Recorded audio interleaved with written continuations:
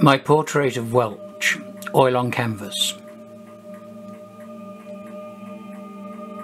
I mentioned his name in the How video, and some might be wondering who on earth he is, so a little background then. He was only ever known as just Welch, no forenames.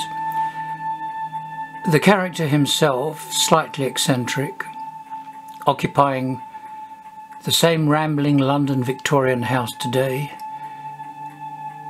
as he did all those years ago.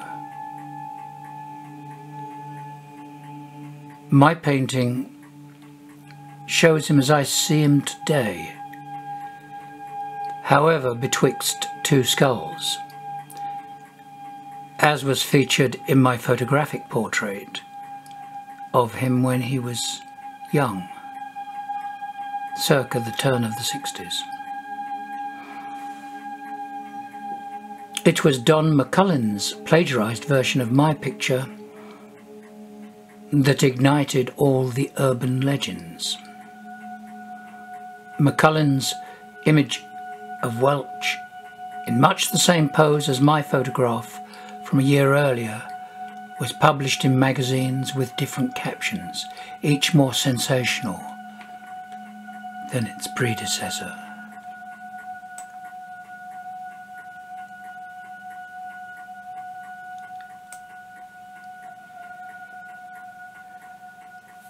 Welch, who was slightly older than the rest of us, didn't help matters by the interests he held, namely taxidermy, osteology, anatomy, chemistry, collecting exotic and sometimes dangerous creatures, including amphibians, reptiles, fish, spiders and insects.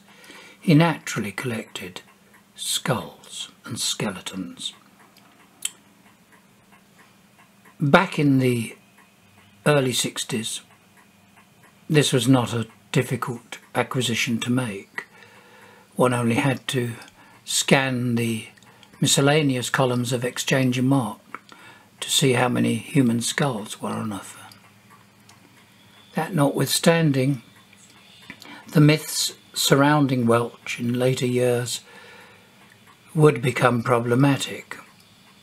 And they were largely disseminated by individuals who hadn't even met him, didn't know him any better than they knew Burke and Hare, with whom he would be compared by Don McCullen, who of course had met him and is believed to have attended the same school as Welch.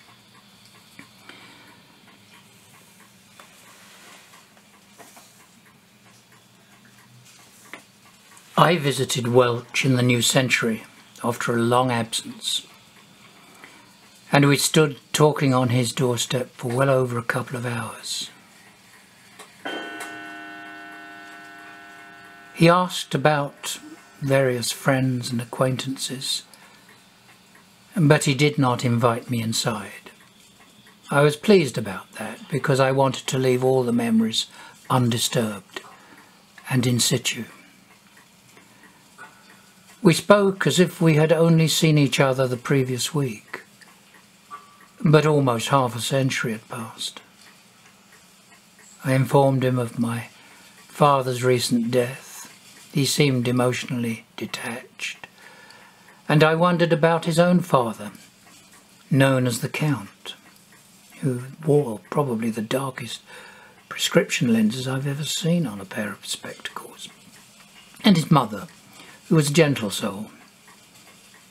I somehow sensed they were no longer with us. Welch was an atheist who had no time for the hidden world or supernatural realm.